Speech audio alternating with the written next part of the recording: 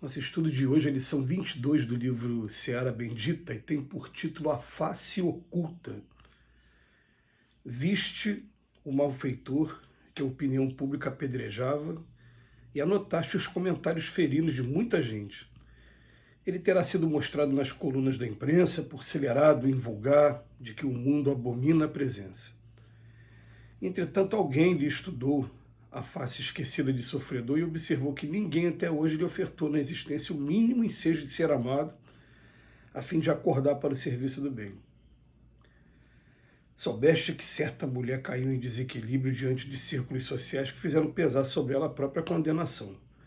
Alguém, todavia, lhe enxergou a face oculta e leu nela escrito a fogo de aflição a história das lutas terríveis que a acusada sustentou com a necessidade, sem que ninguém lhe estendesse mãos amigas nas longas noites de tentação. Percebeste a diferença do companheiro que se afastou do trabalho do burilamento moral em que persistes? Censurado por muitos irmãos inadvertidamente aliados a todos os críticos que o situam entre os tipos mais baixos de covardia. Alguém, contudo, analisou-lhe a face ignorada 1000 vezes batida pelas pancadas da ingratidão e verificou que ninguém apareceu nos dias de angústia para lenir-lhe o coração ilhado no desespero. Tiveste notícia do viciado socorrido pela polícia e escutaste os conceitos irônicos daqueles que o abandonaram à própria sorte. No entanto, alguém lhe examinou a face desconhecida de criatura, a quem se negou a bênção do trabalho ou do afeto e reconheceu que ninguém o ajudou a libertar-se da revolta e da obsessão. Quando estiveres identificando as chagas do próximo, recorda que alguém está marcando as causas que as produziram. Esse alguém é o Senhor, que vê o que não vemos. Onde o mal se destaque, faz o bem que puderes. Onde o ódio se agite, menciona o amor. Em toda parte e acima de tudo, pensemos sempre na infinita misericórdia de Deus, que reserva apenas um sol para garantir a face clara da terra durante as horas de luz em louvor do dia, mas acende milhares de sóis em forma de estrelas para guardar a face obscura do planeta durante as horas de sombra em auxílio da noite, para que ele jamais se renda ao poder das trevas. Esse mundo que a gente vive, não existe ninguém perfeito. Aí a gente conhece o Evangelho de Jesus, conhece a doutrina espírita e começa a entender a importância da reforma íntima, a importância do esforço para poder estar praticando aquilo que está no Evangelho. Mas no meio do caminho, a gente vai esbarrar com séculos e séculos de comportamentos equivocados nossos. E o interessante é que a gente, mesmo identificando quais são aqueles nossos maiores fantasmas, e a gente elege mesmo alguns de maneira mais específica. Eu vou tentar agora ser uma pessoa mais mansa e pacífica, por exemplo. Então foi eleito uma agressividade. Aí você tenta controlar aquela sua agressividade de toda quanto é maneira. E você percebe que, de repente, de maneira inadvertida, o que o mundo faz com a gente? Eu consegui resistir 10, 20, 30 vezes. Caí uma vez, eu fico marcado por aquela vez que eu caí. E as pessoas vão falar assim, ó, essa pessoa aí, na verdade, ela é uma pessoa bem desequilibrada emocionalmente. Você tem que ver o que acontece com ela quando ela perde o equilíbrio. Por quê? Não dá conta de que você controlou aquilo um monte de vezes, mas teve um dia que você perdeu e você fica marcado por aquilo ali. E normalmente nós aqui no mundo, quando a gente fala o mundo, eu estou incluindo, nós desse mundo, nós fazemos isso, a gente julga uma pessoa por conta disso, por conta do momento que apareceu, né, com o lado da sombra dele. Aí eu me lembro uma vez de uma pessoa falar de maneira mais maldosa mesmo, falar, pô, você já viu essas igrejas protestantes, como é que elas são? Esses pastores são tudo ex alguma coisa. Ou são ex-ladrão, ou ex-traficante, ou ex... Eu olhei para aquela pessoa e falei, peraí, calma. Você não entendeu nada do cristianismo ainda. Porque se eles forem isso que você está falando, que bom. Porque todo mundo no Evangelho de Jesus é ex alguma coisa. Maria Madalena era o quê? Era ex-viciada na sensualidade. Paulo era o quê? Paulo era um ex-fariseu, romano e fariseu ao mesmo tempo, com muita inteligência, com uma arrogância, uma impetulância impressionante que começou a matar judeus.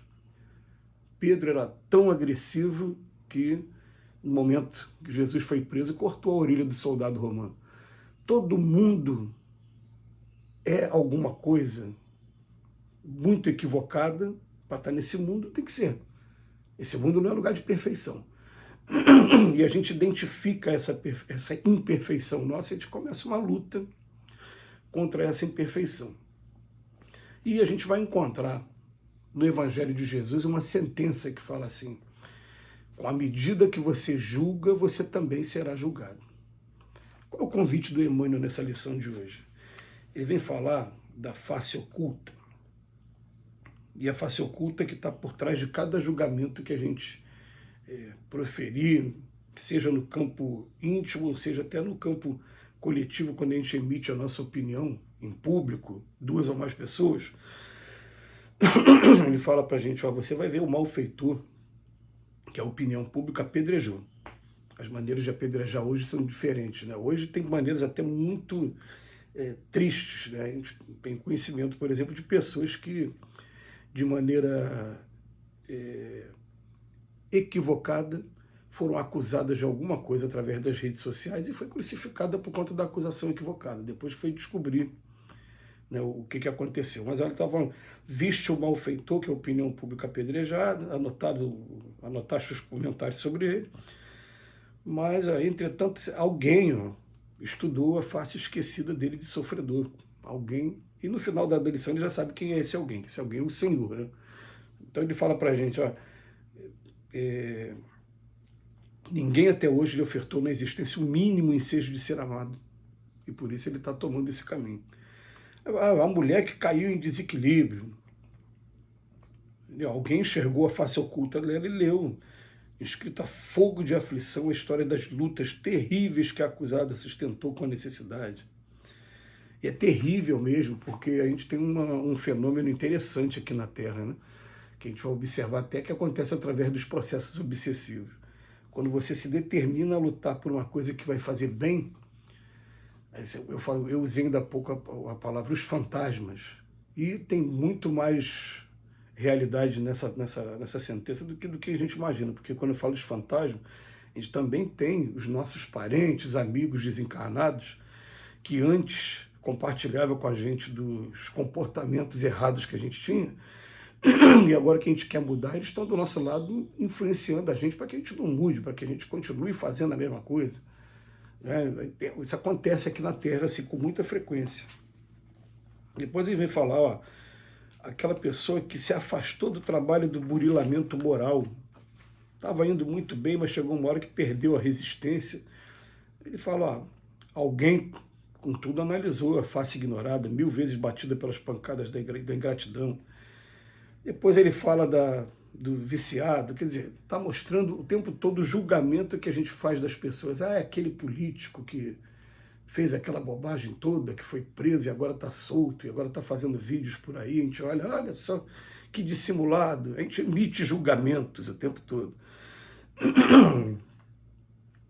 Ele bota assim para a gente, Emmanuel, quando estiveres identificando as chagas do próximo, recorda que alguém está marcando as causas que a produziram. E esse alguém é o Senhor, que está vendo o que a gente não vê. Então, o Emmanuel convida a gente sabe que é difícil na nossa natureza, eu falo, ó, onde o mal se destaca, faz o bem que você puder, onde tiver ódio, pensiona o amor. É tão difícil para a gente às vezes, né? É tão difícil a gente olhar uma notícia dessa e falar que Jesus possa iluminar o coração dessa pessoa, para que essa pessoa melhore o mais rápido possível, mas não, a gente fala, olha como é que esse mundo está perdido mesmo, olha só o que é que essa pessoa investida na autoridade, ou investida, olha o que é que ela está fazendo, olha como é que o Rio de Janeiro está, a gente está o tempo todo só vendo o lado feio e não pensando nesse lado. Então ele bota aqui para em toda parte, acima de tudo, vamos pensar na infinita misericórdia de Deus, que reserva apenas um sol para garantir todo mundo. e auxilie a gente à noite, né, para que jamais se renda ao poder das trevas. Que Jesus nos abençoe hoje e sempre.